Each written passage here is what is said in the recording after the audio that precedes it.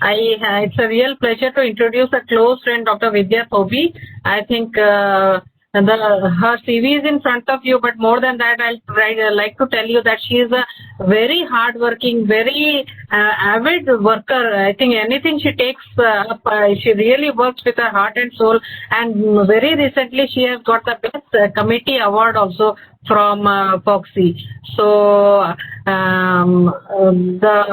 it's called the Mehru Dara Hansotia Best Committee Foxy Award in just 2020. She's also the ICOG Governing Council member from 2021 to 23, will be taking over office, and she has got the Foxy Champion Award and many more things. And she hails from Bijapur and works as a professor there in the medical college. So over to you, Dr. Vidya, and I think we all will enjoy listening to her.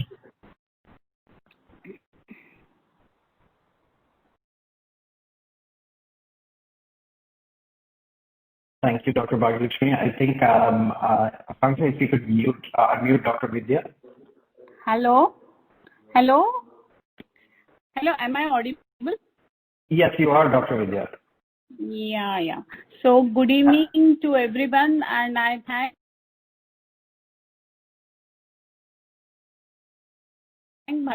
add on to her committee for this webinar. We were thinking of something, but the thermocoagulation was such an instrument which can have a preventive role in reducing the burden of cancer cervix in India.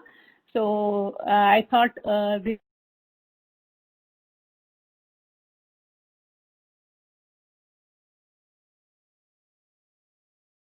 this was a good opportunity, and I thank Dr. Ramani have joined and so wishing a very happy Diwali to all of you. And I just want you to know that this cancer screening guidelines Foxy has brought in 2018 under able chairmanship of Dr. Neelja Matla, and Dr. Bhagya was also a part of this guideline. So I'll just go through, and my talk is based on these GCPS guidelines. I'm just logging in from my mobile, so the share screen will be done by the backdrop. So I bring greetings from Food, Drugs and Medical Surgical Equipment Committee, and we all of us know that cervical cancer is a major public health problem, and it is most common cancer among Indian women. So this paper cutting is from 2018. So if you see the incidence, it is the second commonest cancer amongst the women. It is the first common cancer in India, and current estimate indicates approximately more than 1 lakh new cases diagnosed every year, and around 74,000 deaths annually in India. So it accounts nearly 1/3 of the global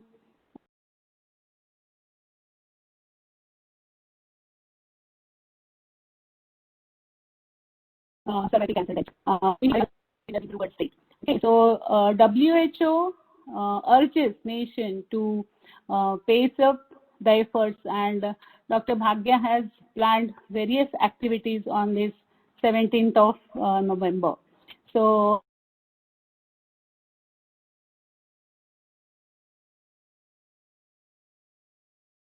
what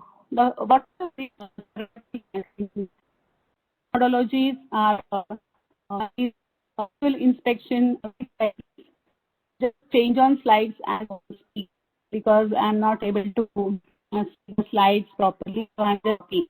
Okay, so cervix is amenable to screening by number of methods, which include visual inspection, magnified via, that is via M, and visual inspection with Lugol's iodine, Willi, and cytology.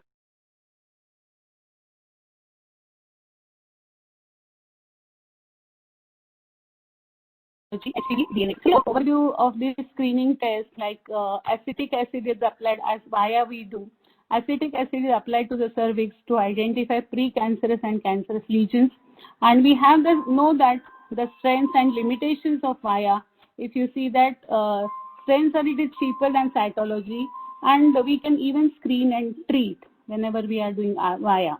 But the limitation, if you see that it is variable from low to moderate sensitivity to the specificity when we see the lesions CIN2+. And sometimes we have the possibility of over-treatment. So acetic, one thing one should remember that the acetic acid must be prepared directly before screening. And it is, we all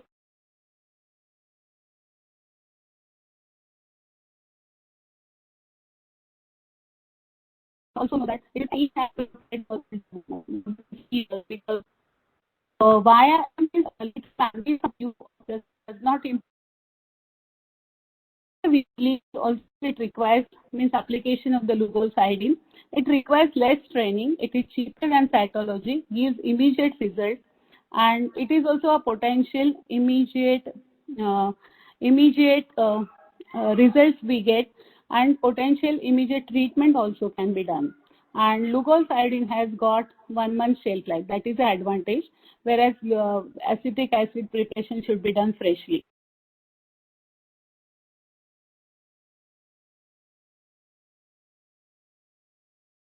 So it has a possibility of over-treatment again. So next slide, please. If you see the cytology,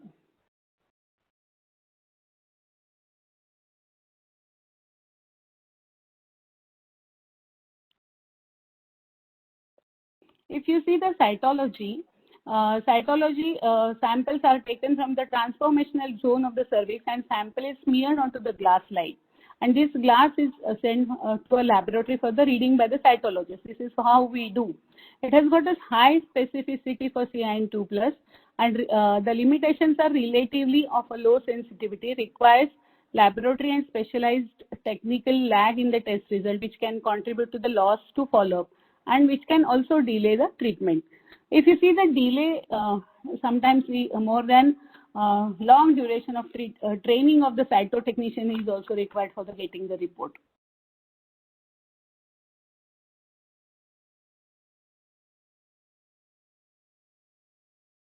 If you get the test and send to the laboratory analysis for the trained technicians, it has got a high specificity and sensitivity for HPV infection, requires minimal training, and even women can collect the cell sample. This is the strength. And then it has to be followed again. This is a limitation, that it has to be followed by the test for the dysplasia, which requires the laboratory and trained technicians. And then also there is the lag in test result can contribute to the loss of follow-up and delay the treatment. So the advantage of this DCPR guidelines of FOXI is it all goes by the settings. If you have got a good resource settings, primary where we can do the primary HPV test or co-testing or cytology or VIA, all these tests can be done in a good resource setting. And then we can have a triage tools like cytology with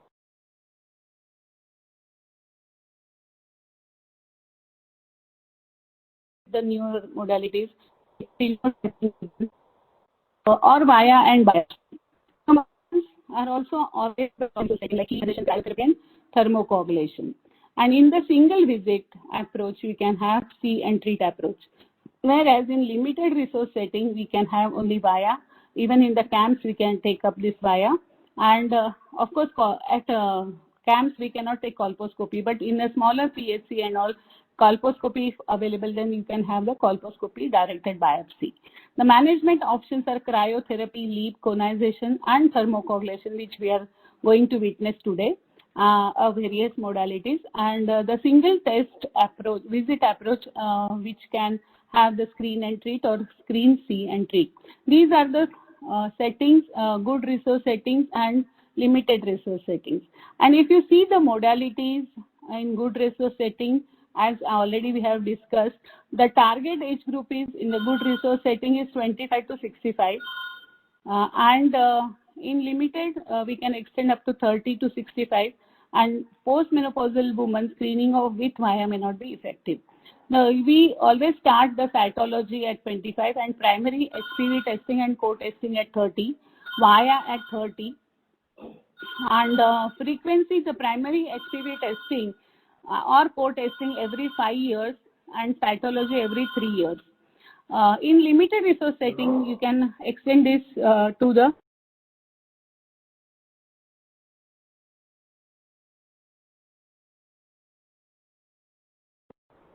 years or at least 1 to 3 in lifetime.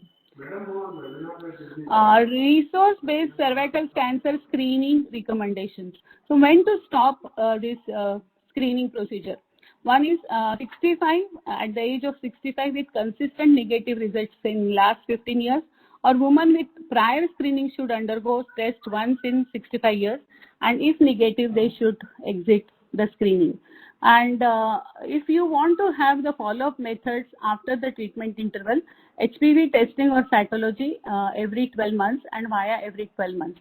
As Usha Saraiya madam was also telling that it is almost 20 years when we are screening and following the abnormal reports, CIN2+, irrespective of method of treatment. So the follow-up of these women is very, very important. When we go for the screening in hysterectomized women, we have to have the report that following hysterectomy, the cervix was removed for benign cause. There is no need of screening.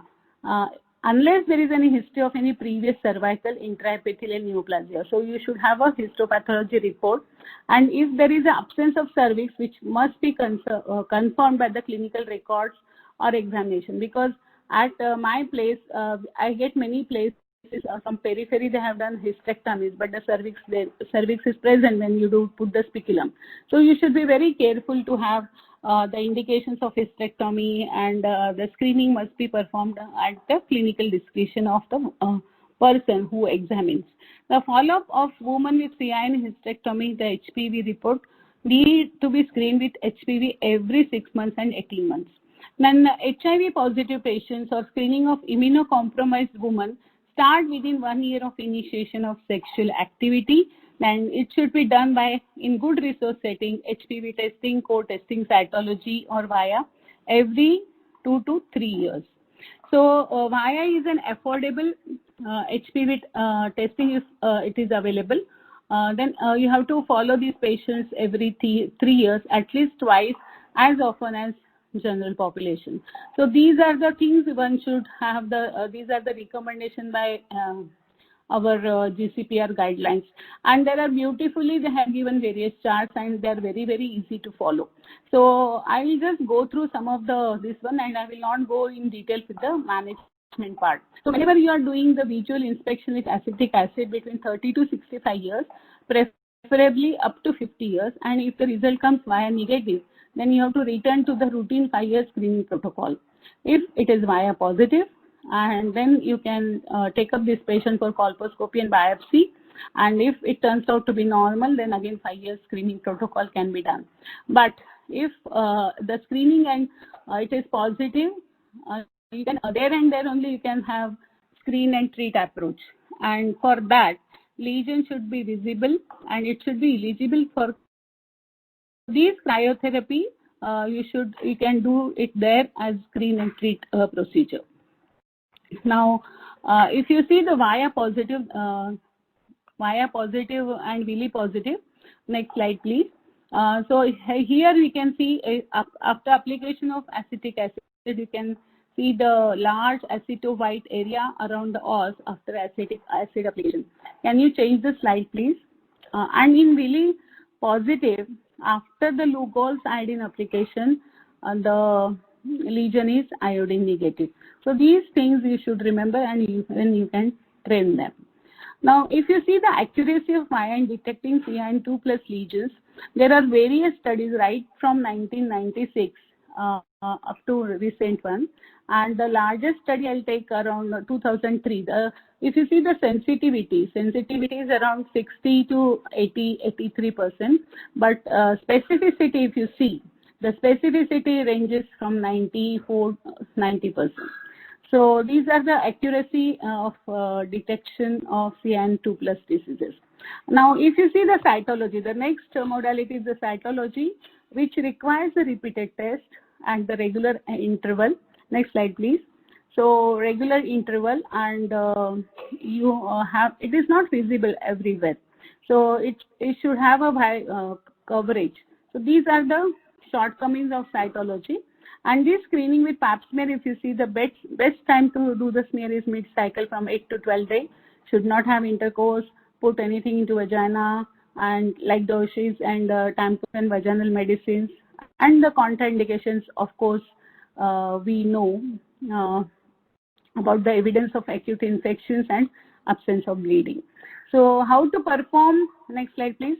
How to perform pap smear, I'll not go into the details, but everybody should know that you should always take a proper history, previous history of smear, positioning of the patient, and no lubricants, and you have to be scraping of the spatula should be 360 degrees, endobrush should be used, and rotation. These are very, very important guidelines one should know. And the spreading of the smear is also very important, how to spread the smear and how to send into the fixative, put into the fixative. So these are the important things which reduces the various errors. So why there is a high false negativity is around 15 to 50%, false positivity around 5 to 10%. High false negativity is due to many correctable simple problems like sampling errors, specimen fixing errors, and various limitations. Limiting factors for this cytology are infection, bloody smear, lot of mucus, or any interpretation error also. So the cytologist who is interpreting it must be trained properly. So these are the limitations, and these limitations can be overcome. How to overcome this is we should have training, proper training, repetition of the smears, and we can also have the liquid-based cytology. Now, what should be the adequate smear? It should have cover at least 10% of the slide. It should be labeled properly, and it should have an adequate number of well-preserved, well-visualized squamous cells. So if you are using liquid-based cytology, 5,000 cells are that much is sufficient. So adequate representation of transformation zone are very, very important. So I'll not go into the liquid-based cytology, but the advantage of liquid-based cytology is same sample can be used for HPV DNA assessment, and even it facilitates computer-assisted screening. So a lot of artificial intelligence has come. So it is also called as automated cytology, and that's why it improves the sensitivity and detection rate of low-grade lesion as well. So next slide, please. Criteria of various single-visit approach strategies one should have, that is see and treat, screen and treat in colposcopy clinic. When there is a patient is referred with abnormal cytology report, colposcopy scoring indicates high-grade lesions, and simultaneous treatment if it is done, like excision and ablation, and when there is a low probability of over-treatment because of high specific cytology, and post hoc analysis of biopsy report and excision specimen. And in public health program at camps, when we do the screen and treat, when VIA detects the abnormal lesion and there are criteria, and the criteria of ablation are fulfilled, treat immediately with or without biopsy, and there is lower probability of over-treatment in high prevalence area. And post hoc analysis is possible if you are taking biopsy from suspicious lesions or something. So we always have, whenever we are talking of cytology, we follow this Bethesda system of reporting cytology. We all know ASCUS, LSIL, HSIL, and all those things, and even the glandular abnormalities.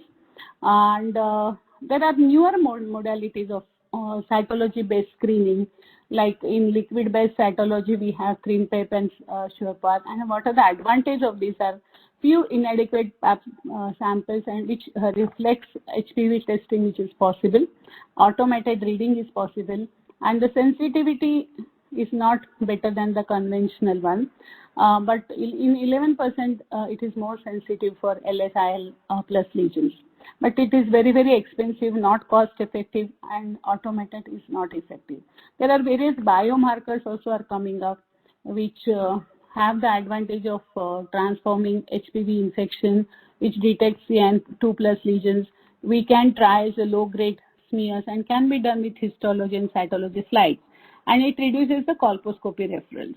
So these are the things which have come up in the newer modalities of cytologic based screenings like biomarkers SP16, NK4A, Syntac, and Syntac Plus.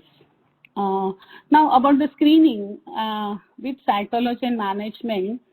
So whenever we are doing get the report as ASCUS, when the patient age is more than 30 years, this patient you just do HPV testing and you have to follow them cytology at 1 year.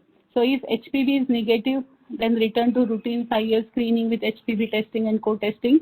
If it is positive, then you have to do colposcopy and colposcopy directed biopsy. Then if colposcopy is normal, then again do the co-testing with HPV at 1 year. Or if it is abnormal, then you have to follow the CIN management guidelines. And if cytology you do after 1 year, if it is negative, then routine 3-yearly screening with cytology you should do. And if the report comes at 1 year as ASCUS, LSIL, then again you have to do colposcopy and biopsy and follow the routine HGCPR guidelines. If the patient is non-compliant, colposcopy via and biopsy, you have to see, you follow that see and treat programs whenever the patient comes to you. But if the patient's report is ASCH and HSIL, then you have to follow this patient and do the colposcopic directed biopsy. Now, if the report is LSIL, then here also you have to follow up with HPV, then co-testing, colposcopy, and colposcopy directed biopsy according to the flow chart. So these are the very simplified flow chart, and I must congratulate Foxy that they have given so much simplified that this report has come, then what to do, how much to where to treat, and how to follow these patients. Then very important is many times we get the unsatisfactory smear. The next slide, please. So here, whenever we get the unsatisfactory smear, you have to review the HPV report if it is available. Then if it is negative, then you have to undertake the routine screening. But if it is positive, then you have to again follow the same protocol. If HPV test is not available and patient is less than 30 years, you have to repeat the cytology in 2 to 4 months. And if the cytology shows it is unsatisfactory, you have to undertake the colposcopy and colposcopy directed biopsy, and you follow this patient according to our guidelines. You have to do via in this some of the patient if the HPV is not available, and if it is positive, then you have to again go for HPV testing. So then you have to follow the protocols. Then there is a screening with cytology and management of abnormal pap smear whenever there are abnormal glandular cells or atypical endocervical cells. So in these patients, you have to do colposcopy, biopsy, as well as you have to do endocervical sampling and endometrial sampling as well. And if it shows no CIN2 plus abnormal cells or any cancers, you have to do co-testing and cytology every 1 to 2 years. And if they are both of them, they are negative, then you have to return to routine screening. If it is either of them, they are positive, then colposcopy and biopsy and manage as per the guidelines. If this endocervical sampling shows it is more than CIN2 plus or cancer, then you have to manage accordingly. Now, whenever it shows ASCUS is between 30 to 64 years, and you have to undertake HPV test again. And HPV test, if it is negative, you have to follow these patients every 5 years. If it is positive, colposcopy and biopsy.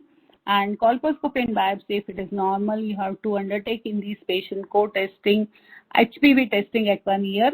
And if colposcopy is abnormal, you have to manage as per the previous guidelines. You have in these ASCUS patients, you have to follow this patient next for cytology at 1 year. And at 1 year, if it is negative, then you have to routinely follow this patient every 3 years screening with cytology. Whereas if ASCUS, if the report of cytology at 1 year comes ASCUS and LSIL, then you have to undertake these patients for colposcopy and biopsy, which can be normal and abnormal. Then if it is normal, then again you have to follow these patients for 1 year. And if it is abnormal, you have to manage according to the FOXY GCPR, follow up by again via HPV and colposcopy if required. So if again patient, if they are non-compliant, colposcopy via and biopsy should be done in these patients. So it is a long follow-up, as we have to counsel these patients whenever they come, and many times we see at the periphery that such report comes, the patient gets so much disgusted, they want hysterectomy directly. But our motto is save uterus, and we have to counsel this patient for regular follow-up. Now there are various new modalities like Evalin cervical brush, which can be inserted.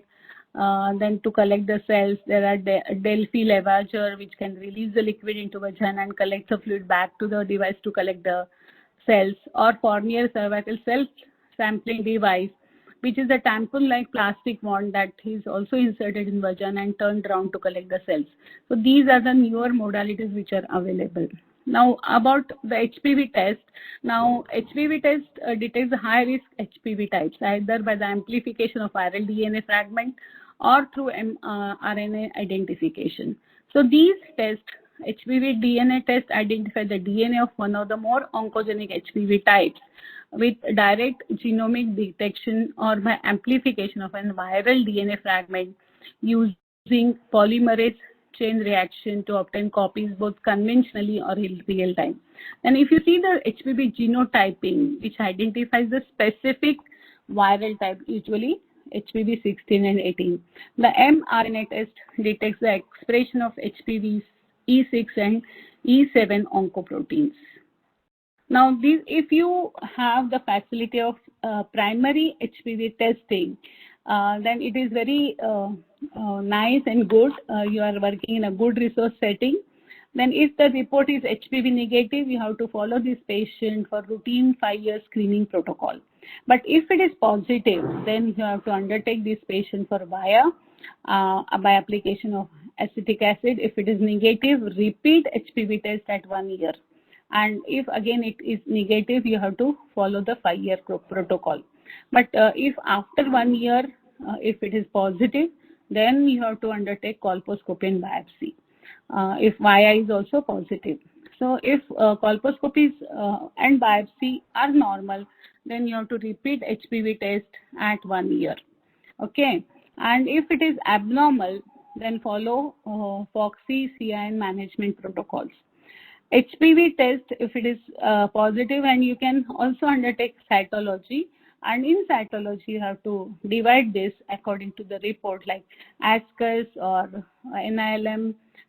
Then you have to repeat the test every 1 year and follow this only on if you want to do HPV. But you have to have support with either via cytology, or if you have got a facility of HPV 16 and 18 genotypes, you can undertake these testing also. And if it is negative, then again you have to repeat the HPV test at 1 year. So they have to find out the colposcopy and biopsy reports.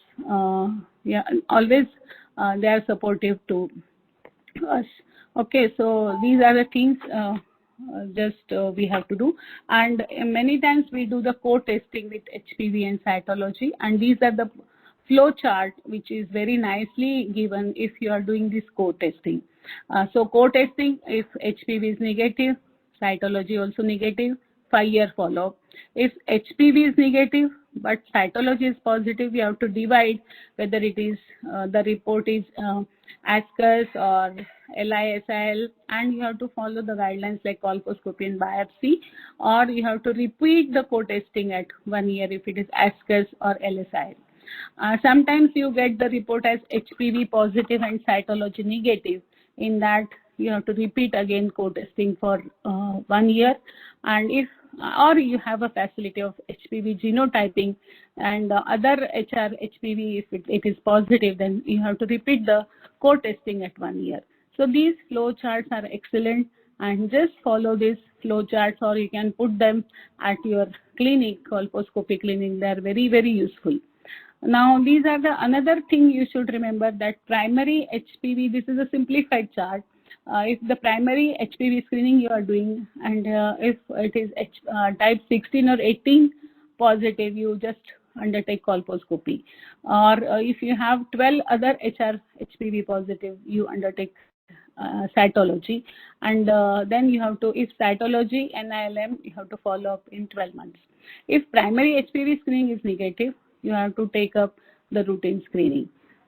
These are the another new algorithms for cervical cancer screening, that HPV testing negative and positive. If it is negative, you have to repeat test after 5 to 10 years. If positive, then you have to take cytology. As positive, then you have to do colposcopy and treatment. If it is negative, then you have to repeat HPV testing after 1 year. If you have the facility of biomarkers, if they are positive and negative. So these are the very nicely formulated guidelines of our FOXI. And there are other newer modalities which are HPV-based screening, like vaginal cell collection, then E6, E7 mRNA, DNA methylation, DNM, and marker of aberrant S phase induction. So there are various options available, advantages are there, and most of them, their efficacy is excellent, but there are limitations that sometimes with vaginal cell collection, the inadequate samples are possible, and it is always woman dependent and reluctant to use a medical device. And in some of like E7 mRNA, they are very, very expensive, and some of the various things are available only in the research setting. Just to mention that these are also HPV-based screening modalities available. Now, if you see the risk of progression with cytological abnormalities, you just remember this chart, that why this long-term follow-up is very, very important. And we have to have always supportive treatment or supportive screening modalities which helps us, like we cannot do only HPV, and if it is negative, we can follow them after 5 years. But if the cytology is positive, then if LSI, we have to follow this. You can just see the progression from CIN2 plus to CIN3 plus and invasive. So if you have all the facilities, definitely you can stop this progression, and by the modalities like see and treat, and this one we are going to see today's demonstration on thermocoagulation, then definitely we can stop the progression of these cytological abnormalities. Now, the sensitivity and the specificity of screening test, you can see the PAP, it is 40% sensitive, 99.25 specific, and positive predictive values around 35.29, and negative predictive values around 19.39. So if you combine PAP, VIA, and VILI parallelly, the sensitivity comes to around 100%, and specificity 85%, and positive predictive value is 6.38, and negative predictive value is 100%. So we can combine the test also. Now, whenever we are choosing the most appropriate screening test in your practice, so what are the facilities available to you, whether you are having backup of good cytotechnician, all those things matter, and your own capability of taking smear. So if you are doing screening by the cytology, so you have that quality indicators like diagnostic accuracy, training, coverage, and follow-up. And if yes, and if your patient can afford HPV testing, you can undertake the HPV testing. And cytology, if you have colposcopy, you can undertake the colposcopy and biopsy. And do you have the facilities for triage? Triage is very important, means you can follow this patient with cytology or VIA, and also you can treat this patient. So the affordability and your training and the quality all depends, and which you can choose the appropriate screening test in your practice. So just I want to say about this, that we have 35,000 gynecologists. If you screen 5 women per day, 1,75,000 women can be screened daily in India, and 5,25,000, more than 5 populations are which are eligible for screened per year. So together we can eliminate cervical cancer in 1 year. And is it possible? Definitely it is possible. 8th March we did cancer screening all over India for the police personnel, and I'm very proud that Foxy undertook this, and Bhagya is doing very real work in this for the prevention.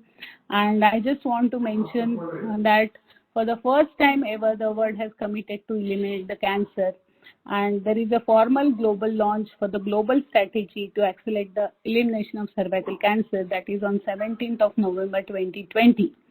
So Bhagya has done excellent work in this, and she had declared about the slogan competition, next slide please, essay competition, and painting poster and all. I think she has received overwhelming response. Let us join, everyone, all gynecologists join, screen the patient and treat the patient. And I end my talk. The India is a land of diversity, and this is reflected also in the varied practices followed for the cervical screening. So at some setting we do VIA, in some setting we do cytology, at some setting we do colposcopy and biopsy, and Foxy has brought up through its GCPR in the low resource and good resource setting, the very nicely done the protocols and follow-up charts. I congratulate Foxy Oncology Committee for this, and thank you very much for the patient listening. Maybe I was audible because I was talking through my mobile. Thank you very much.